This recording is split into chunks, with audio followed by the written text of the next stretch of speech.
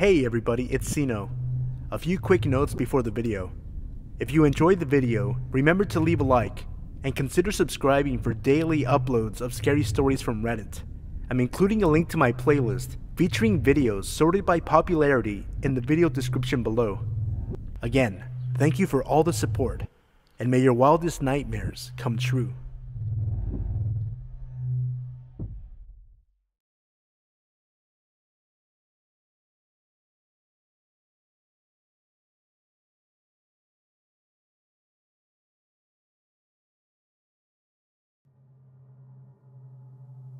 Part 1. Okay, here's some backstory. I work for a call center that handles real estate agents. I'm pretty much a glorified assistant to agents, but to about 300 different agents a day. I schedule appointments to show homes for them.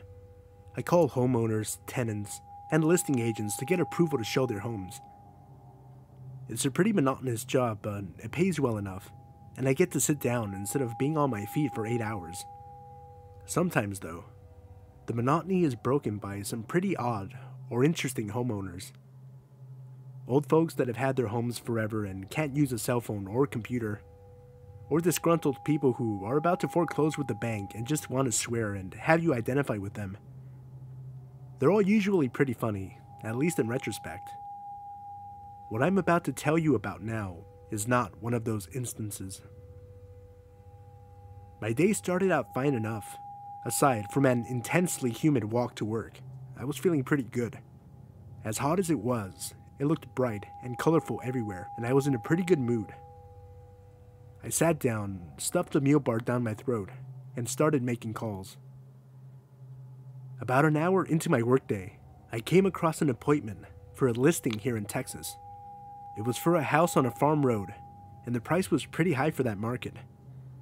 It had been withdrawn from the market for years, and it had only just come back up for sale about 2 days ago.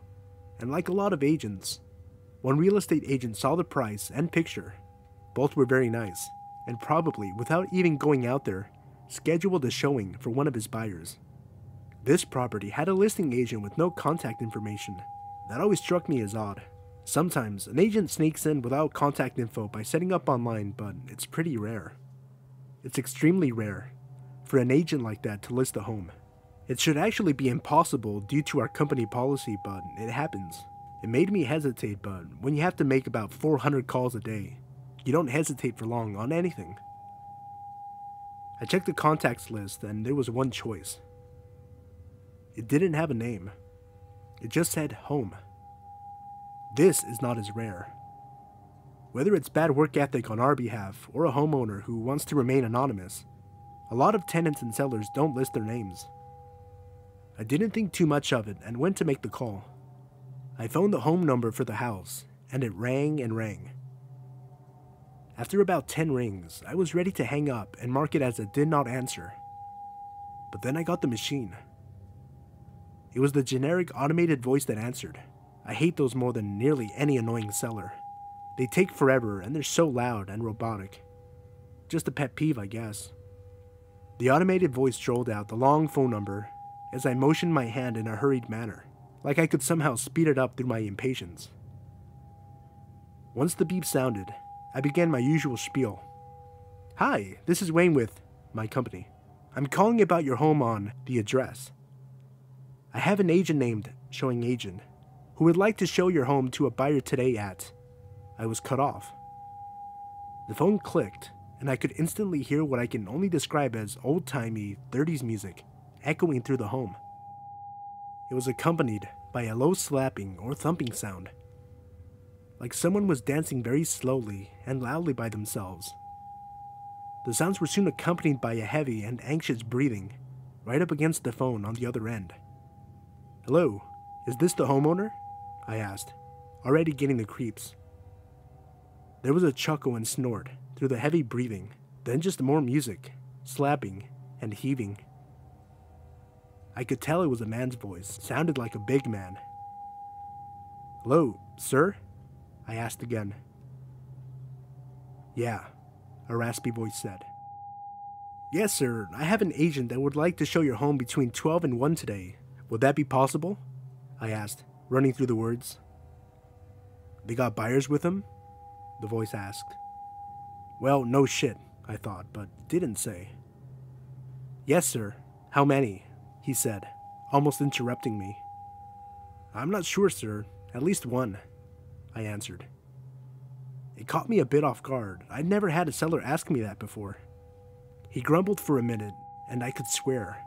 I heard someone scream bloody murder from somewhere in the apparently large house. I wanted to pretend it was part of the song, but there had been no vocals up to that point, and the scream wasn't exactly melodic. The slapping stopped, and I started to suspect that it had never been slapping to begin with, but maybe chopping. I shuddered, and then he spoke. Well, alright. Send him over. We'll entertain some new guests. He laughed heartily, and I could hear the phlegm in his throat. He hung up, before I had a chance to say anything else. I felt slimy somehow. But he gave me approval, and I was glad to be done with the call. I approved the appointment and went to the next call. A few calls went by, and I had completely forgotten about the whole thing. I just absorbed myself in my mind-numbing work, powering through my day. It wasn't until about 3 hours later that I got a call from a homeowner. They had been called earlier for a showing, and the agent never showed up. I pulled up their information, and as soon as I saw the agent's name, I got a chill up my spine. It was the same agent that had shown the house with the music and the screaming. I pulled his profile up on my screen. I wasn't even paying attention to the complaints of the homeowner on the line. I saw that this appointment was the next one on his schedule, and it had been past the showing time for an hour. He never showed up after going to that house on the farm road. I rushed the angry homeowner off the phone with whatever bullshit customer service response my brain manufactured. I don't even remember what I said. I tried calling the agent, but he didn't answer. It went straight to voicemail. With real estate agents, that's pretty common, but this time, it was unnerving. I called his office under the guise of getting approval for an open house on one of his listings. Usually a surefire way to skip through the lies of he's not in the office right now, or he's currently with a client. But his assistant seemed sincere when she told me he hadn't returned to the office today, and that he wasn't currently answering his cell phone. She even seemed a little worried, as though this wasn't normal for him. I tried to reassure myself that it was fine. It's quite regular for agents to just not answer their phones for days at a time. I pushed the weird and dark thoughts from my mind and went about my day. But, like a fly, that won't stop buzzing around your face, the thought just wouldn't leave my mind. The sound of the screaming, the odd old music, and the heaving, grunting man who seemed all too happy for visitors. What the hell did I send those people into?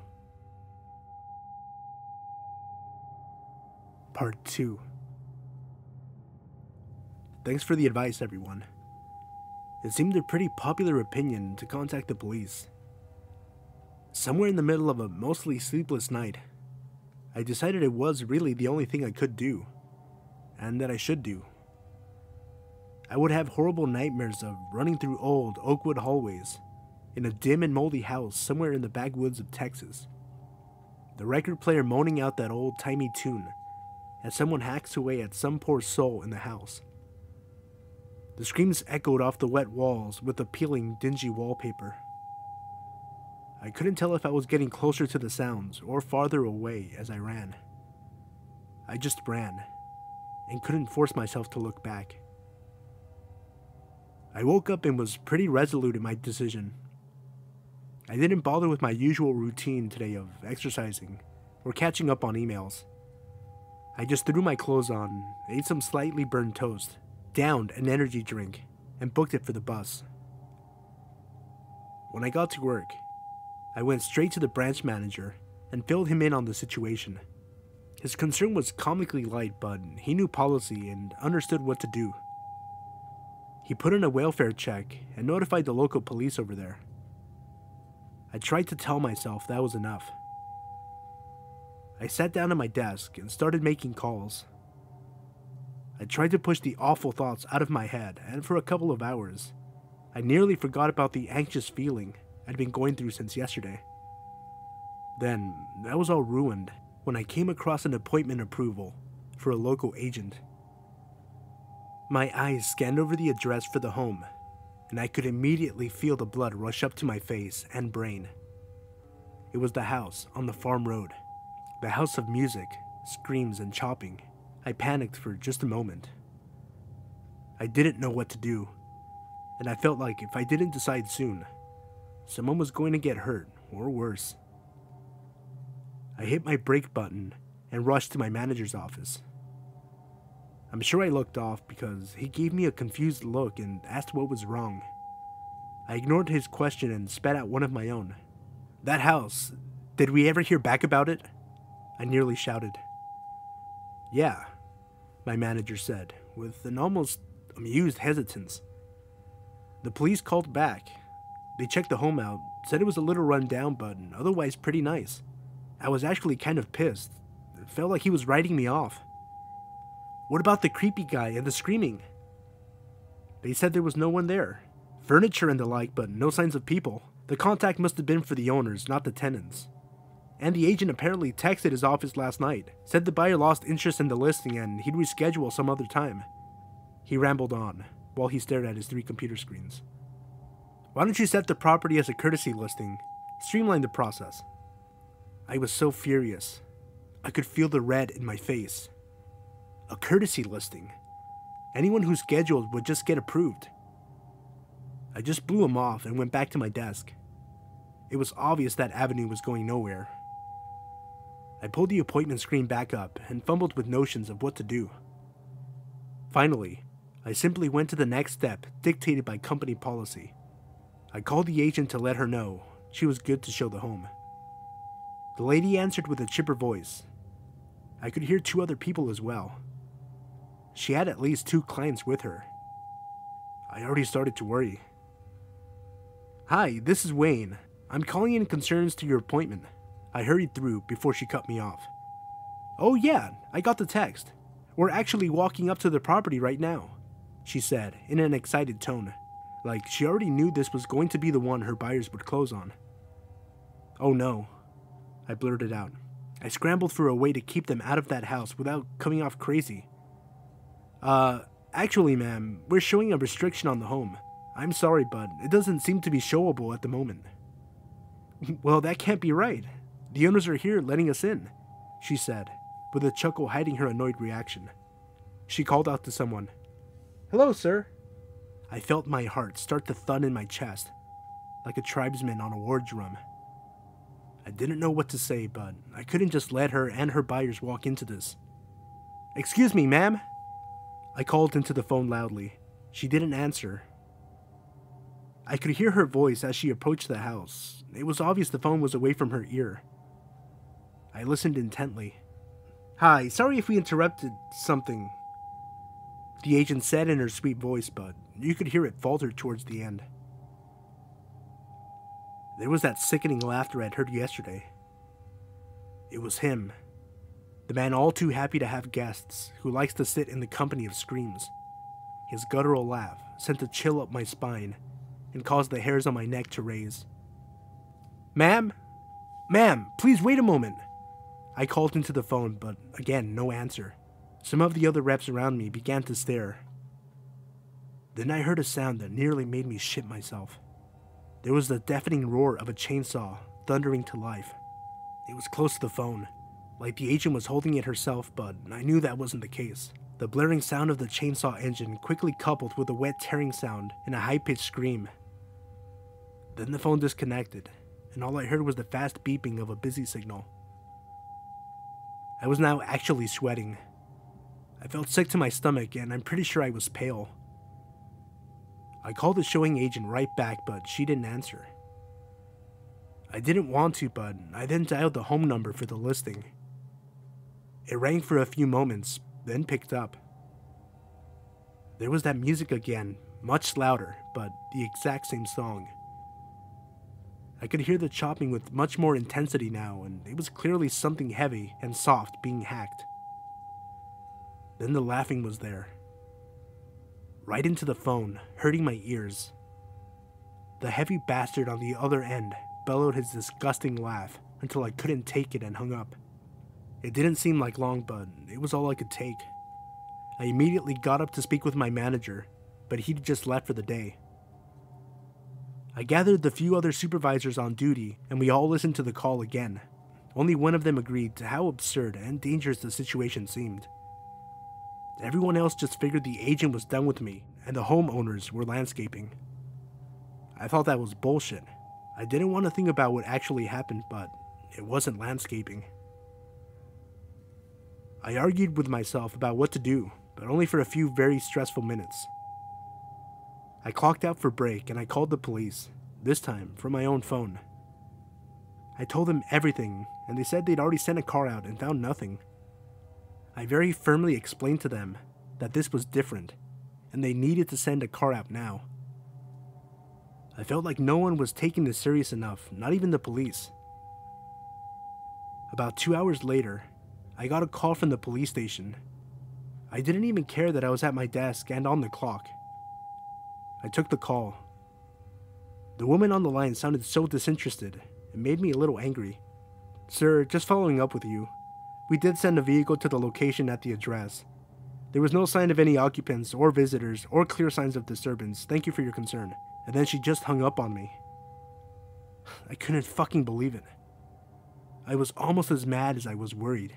I don't know what the hell to do. I feel like I don't have a lot of options here, and no one's as concerned as I am. Or concerned at all. This is bad, everyone. And I think it's only going to get worse. Part 3. I'm still alive. The fucked up things that I've been forced to see. Okay, I can write this. I feel like I have to write it now. I went, everyone. Like a goddamn fool, I went to the house on the farm road. Of all the stupid decisions I've made in my life, I'm getting ahead of myself. I guess we left off after the poor folks had gone to the house and I heard that damn chainsaw. The awful wet ripping of flesh. The screams. Like I had mentioned before, I got nowhere with my employees or even the police. It looked like I was the only person who gave a shit. That it was very likely people were being killed. Gruesomely killed, and it wasn't going to stop. That being said, I sure as hell didn't have the nerve to do anything. At least, not on my own. I had the day off from work. Thank fucking Christ. I called my friend Mario and asked if he wanted to hang out. Mario's my best friend and always an intelligent mind to bounce thoughts off of. We got together for drinks and I unloaded my whole story on him. In retrospect, it may have been a bad idea to confess to Mario. He's the type of guy to act. "We have to go out there," he said to me, finishing off his second Dos Equis. We probably shouldn't have been drinking that early in the day, but the kind of story I was telling pretty much warranted it. No, we certainly don't. I put a full scheduler block on the home. No agent can show it as long as no one takes my blocker off, I said, starting on my third screwdriver. That's not going to last long and you know it. Besides, these assholes need to pay. Look, you have a gun and so do I. Jagger's in town. Let's all just go out there. You can bring your GoPro and get some evidence. If anyone pulls something, we'll mow them down. He made a gun motion with his hand as he spoke. It may have been the alcohol, but it didn't seem like the worst idea. Jagger was a friend of ours that had just gotten back from active duty. Another 20-something with nothing to lose and always in the mood for a life-threatening adventure. And Mario and I went to the range enough times to convince ourselves we were good shots. We can at least take a look around outside, see if they have the agent's cars or something, I said, after a long time thinking. Not long enough, I know now. We called Jagger, and we headed out in his truck. Jagger had a shotgun, a pistol in his back pocket, and a Tonto machete on his belt. I had my .45 and a very sharp pocket knife in my back pocket. Mario had his pistol and whatever else was on him. We got to the road at about 1:30, after 2 hours of driving through backwoods and hill country. It was at least a half hour away from the last town, which was little more than a gas station and an RV park. The rocky and jagged road led up to a large clearing of golden grass and a big blue and white house in the middle. It loomed on a round hill, with a single low-hanging cedar tree just off to the left of the house. We didn't leave the cover of the trees right away. Jagger pulled his truck off the side of the road, about a quarter of a mile before the clearing. We carefully walked up to the edge of the tree line and watched the house for a while. When we decided that it looked clear, Mario dashed up to the corner of the house.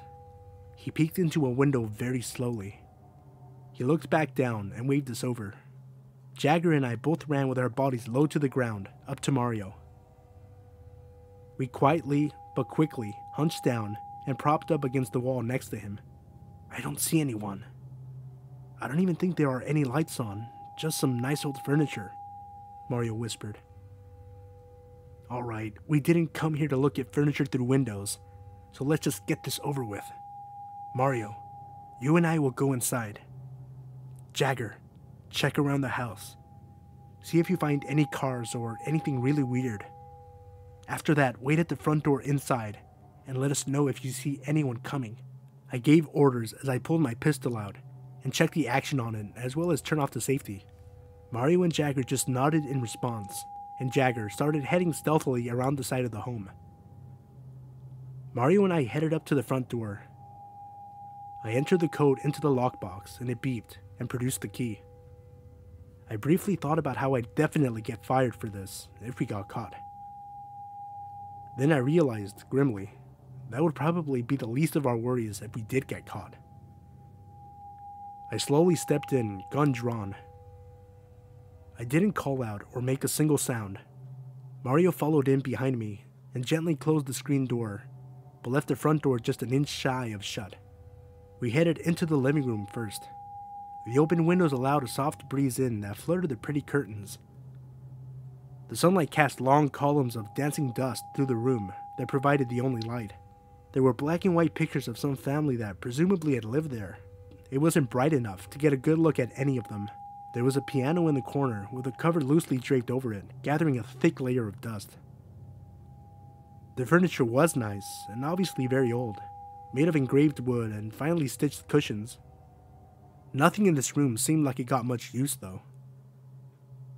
Mario and I made our way through the living room and into the dining room. It was much the same as the last room. Beautiful furniture and pictures of old white people on the walls, but this room didn't have nearly as much dust.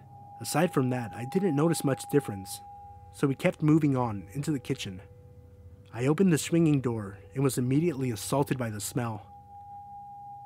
Bleach stung my nose first, then another separate odor, a stench that apparently could not just be bleached away.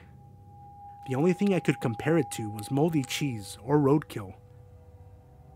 The scent was surprising for its own reasons, but even more so because the kitchen looked spotless. I hesitated to go any further, but I pulled my camera out with my left hand and held the gun tightly in my right. I scanned over the countertops and pulled open drawers as Mario began to look through the cabinets. We both came across a plethora of very sharp and high-quality cutlery and butcher equipment. Creepy, but not out of the ordinary. I saw the fridge in the corner. It was old as well, with a chrome handle and a big circular thermostat on the front. It looked like something from a vintage Coke ad. "Where the fuck is that smell coming from?" Mario whispered, as he began to wander the kitchen for it. "I don't know," I whispered back, in a disinterested voice. I was fixated on the refrigerator. At once both compelled to open it and terrified to even come near it, though go near it I did. I somehow registered Mario coughing right as I gripped the cold handle. I positioned my camera and hit record. I pulled the door open slowly and a thick fog of frost spilled out in slow motion. I began to open the door further, and through the fog, I started to make something out.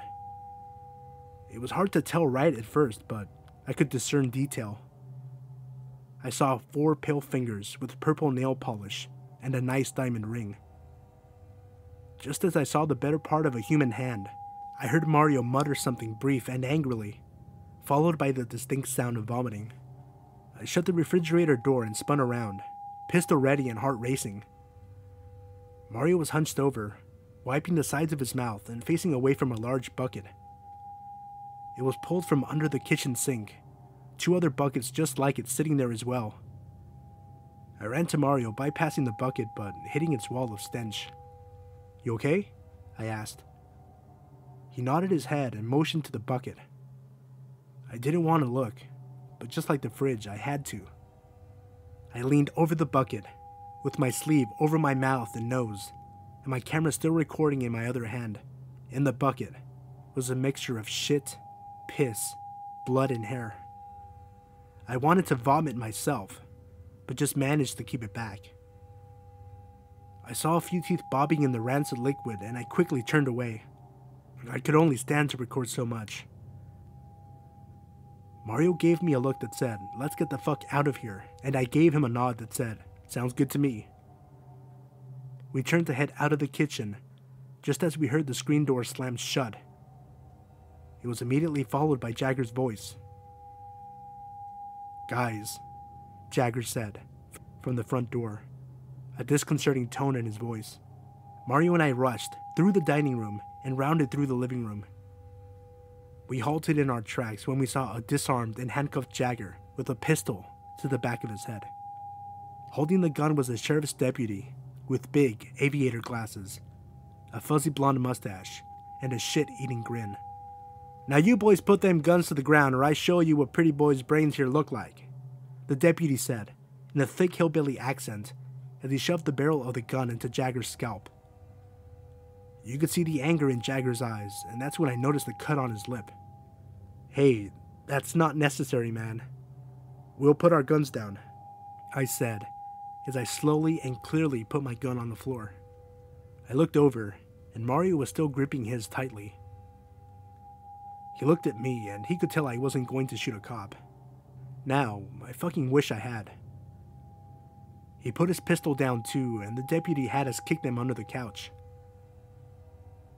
"Now why don't we all have ourselves a talk outside?" he said in that hick voice that was so cliche it didn't seem legit. He motioned Mario and I to go first, and he kept Jagger at gunpoint between us. As I passed, I could smell the heavy air of nicotine, liquor, and something else. Something rank and a little familiar. We stepped outside, and the deputy's cruiser was right in front of the house. I was pissed at Jagger for a brief moment, then remembered the gravity of the situation. This might be the last time I see Jagger, and I didn't want to be angry with him. The smelly deputy shoved Jagger into the backseat of the cruiser and waved his gun for Mario and I to join him. Mario, pissed as he was, began to head for the car. "Wait, what are we being charged with? You can't just arrest us. You haven't even asked our names," I started in. "I've been arrested before, and this was all wrong." "Oh, we got ourselves a smartass here. You." The deputy pointed his gun at Mario. "Get in the car." Mario looked at me one more time, then got in the backseat with Jagger. The deputy pointed his gun at me now. "You, put your hands on the hood. Fuck you," I said, and stonewalled the son of a bitch. He cocked the pistol. The barrel was pointed right in my forehead, and it was a big fucking gun. 6-shot revolver, and it looked like a .357 Magnum. Hearing the hammer on that beast get drawn made my knees want to give out. I didn't show it though, and I'm at least proud of that. I said, "Put your fucking hands on the hood, asshole," the deputy said, in a calm but frustrated voice. I stared at him for a second longer, then did as I was told. I ran through a million scenarios in my head of how to play this, and in none of them could I dodge a bullet. As I propped against the hood, I could feel the heat from the engine coupled with a hot summer sun on my back. The smell of him laid over me like a blanket as he leaned in to whisper in my ear. "I like the ones that have attitude," he said in an almost sensual voice. I remember thinking to yell, "What the fuck?" and at that point was fully prepared to elbow him in the face and take my chances trying to grab his gun. But before any of that thought had a chance to materialize, I felt my teeth clack together and I tasted a cloud of chalk in my mouth. Then, there was darkness. I woke up with a ringing pain in my head, and I could feel the cold blood streaming thinly from my head, just behind the ear, right down my neck and onto my chest. I could tell I was hanging from my wrists and standing. I opened my eyes and, at first, only saw black. I could hear muffled breathing near me, and then a loud scream of pain from somewhere else. It was Jagger's voice screaming. At least I thought so. I'd never heard him scream. Not like that. My eyes adjusted to the dark, and I saw Mario without his shirt, being suspended just on the tips of his feet by a chain from the ceiling. He was covered in streaks of his own blood, and had short cuts and gashes all over him. There was a few other chains and hooks hanging from the ceiling, a stained and rusty sink in the corner, and a large metal table in the center of the room. Next to the table was a smaller fold-out metal table, with a slew of what looked like both surgical tools and butcher knives. There was blood spatter on a few. "Are you okay? How's your head?" Mario asked me through his erratic breathing, yet with a calm demeanor. "Fuck my head. Are you alright?" I asked frantically. "That piece of shit is just toying with me. Cutting just deep enough and in the right places. I don't think he wants us dead. Yet," Mario said, his brow covered in sweat and blood. We heard Jagger scream again, and both looked to the one door in the room. "Where is he? How long have they been?" "I don't know. After you, he knocked me out too." I woke up and he started to. Mario didn't finish, but he wouldn't have had time to regardless. At that moment, the door opened, and at first, we saw a young woman who was dirty and bruised, yet well dressed. We quickly realized she was being led from behind by the hair, her head yanked back and her cries muffled. Behind her was the deputy, smiling that same fucking grin. As he began to bring her closer, I noticed her mouth was sewn shut with a thin leather strap, and there was a poorly bandaged stump where her right hand should have been. I was, in an instant, both disgusted and furious. The deputy shoved her down to her knees, and she collapsed without a fight. This poor girl looked younger than me, and she'd seen so much hell. "This here is the one," the deputy announced to her, pointing his pistol at me. "He's the boy who could have saved your sorry hide. Could have turned your skinny little ass back around and you'd have never come across this place." And that's when the unholy realization hit me like a semi to the chest. This poor girl was the last agent that showed this home. This piece of shit had saved her, and was now parading her in front of me. I felt so fucking guilty and wanted so badly to rewind time, reach through that phone, and stop her. Somehow. But I couldn't now. And I could only watch this all in horror.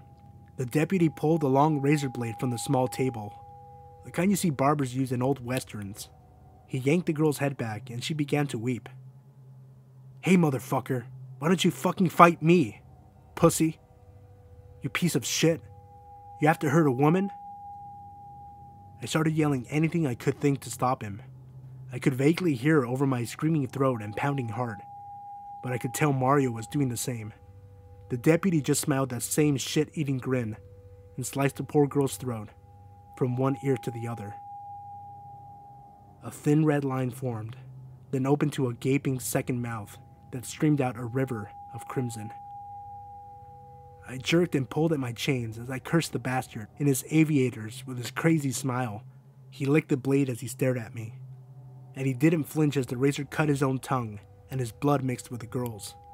I wanted to be a million fucking miles from him, but not before I kicked his head in. He started to walk towards me, the bloody razor in his hand, and my own reflection getting closer in his aviators. I jerked and yanked as hard as I could on my chains, grating my teeth, and screaming obscenities at him, begging him to fight me like a man. He stopped and started to laugh, somehow also in a hillbilly accent. He turned to his little table of atrocities, pulled it close to us, and started to pick out a new toy to fuck me up with. I didn't stop pulling at my chains. It was starting to really hurt, and I could tell I'd already scraped off a lot of skin.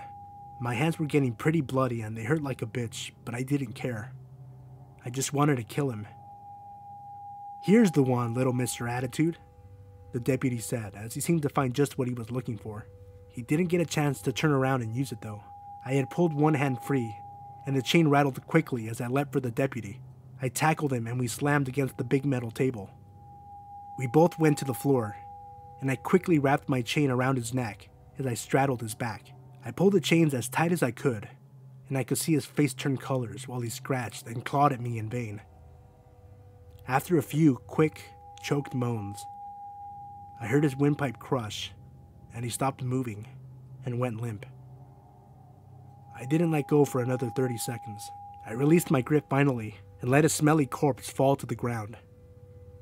He sadly didn't have a gun, but I grabbed the keys from his belt and unlocked myself and Mario. Mario nearly fell to his knees, but I managed to catch and prop him up. At that moment, I realized we hadn't heard Jagger scream for a while, and like a fucking cosmic joke, the door burst open. Standing there was a man who barely fit in the doorframe. He was at least 6'8", and dressed all in dark leather. He wore a butcher's apron that was splattered with blood, along with his giant filleting knife. His face was completely covered in a black leather gimp mask. The only thing I could compare it to would be the creep from Pulp Fiction, but imagine it on a linebacker from the Cowboys, covered in blood. Mario and I stared at him for a second as he stared back and quickly assessed the situation, panting heavily behind his mask. Then, he squealed in a gurgling voice and charged at me with his knife. I pushed Mario aside, and thank God, my muscle memory kicked in, and the years of Goju Ryu weren't for shit. Like with any large man I ever sparred with or actually fought, I always go low and for a big man's knees. All that weight channeled right into a very vulnerable part of the body. As he ran straight at me, I sidestepped low into him. I sent a very solid right jab right into the side of his knee, and I heard a loud pop. He stumbled just past me, and I could hear the fillet knife whiz through the air past my head. He crashed into the wall, and I didn't stop to see how he landed. I grabbed Mario and booked it out of the room. I could hear the large man yelling and getting to his feet. I closed the door behind me and saw it had locks on this side. I locked them all and jumped back as a loud thud hit the door and shook the whole wall. I spun around and was in a dim hallway of locked doors. All but one door, at least. We ran down the hallway to the open door and saw Jagger tied, straddled to a chair with his back facing out. He had long, thin strips of skin missing from his back. The big fucker had been filleting our friend. I felt my stomach churn, a feeling I was starting to get used to. I quickly untied him, and Mario and I helped him out of the room. We started towards the other end of the hallway of big locked doors as the thundering continued from the room we were in. We got to the end of the hallway, and a short staircase led up and out into the dining room from out of the floor. The table had been moved aside, and there was a secret door that led to their fucked up butcher dungeon. We started to rush out of the house when I stopped. "Wait, Mario, can you walk?" "Yeah, what are you thinking?" Mario said as I pulled away from him and Jagger. "Take Jagger to the truck, and give me your lighter," I said, as he reached into his pocket and handed me his little gas station lighter. Mario has always been the type of friend to trust me and just go along with the plan. He turned and helped Jagger out the front door. I ran to the kitchen as I grabbed the tablecloth from the big dining table. I yanked the stove out a foot or two and kicked the gas pipe loose in the back, then tore through the cabinets until I came across a bottle of cooking brandy. I hauled ass back out of the house as I heard loud crashing and splintering noises from down below. I go outside and headed for the dead deputy's car. It was night outside, and I wondered for a brief second how long I'd been out and how long Mario and Jagger had been tortured. I focused on the moment again and doused the tablecloth in the brandy and shoved it into the gas intake. I started to reach for the liquid when I heard the distinct sound of a chainsaw roaring to life from somewhere in the house. I almost pissed myself. I wrenched the lighter out of my pocket and started to flick it on. It wouldn't light. I tried it again. Nothing but sparks. Again and again and again. Nothing. I could hear the chainsaw getting louder My heart was pumping so fast, I felt like my veins were on fire. I held the lighter up to the moonlight and saw that there was a sliver of lighter fluid at the very bottom. Well, fuck. I took a deep breath, turned the lighter upside down, then back. I flicked the wheel and buttoned once, and it lit. I set the cloth aflame and ran like hell. I didn't look back, but I could hear the chainsaw like it was on my heels. Then all I heard was a ringing, and I was off my feet. I rolled through the big yellow grass as chunks of fiery debris rained down around me. I couldn't hear anything, and my head and body hurt, but I got right back on my feet and started running again. I headed straight for the tree line and towards the truck. I could see it on the road, Mario and Jagger in it and ready to go. I glanced back once just to see the fire. It was huge, and a giant black column of smoke was already beginning to block out the sky. I didn't see anyone, so I assumed the big man was still in the house when it blew. Fucking A. I got back in the truck and hauled ass all the way back to the city. I knew that Mario and Jagger needed medical attention right away, but knowing the deputy was killing people in that town, I refused to take them to that hospital.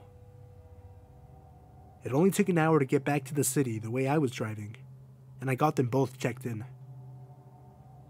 This was all yesterday, and Mario and Jagger are stable and going to recover. I don't know what to do now. I killed a cop, so I really don't want to tell anyone of authority. I told the people at the hospital that a group of gang members tried to rob us, and we got into a bad fight. They seemed skeptical when they saw Jagger's wounds, but they didn't ask too many questions.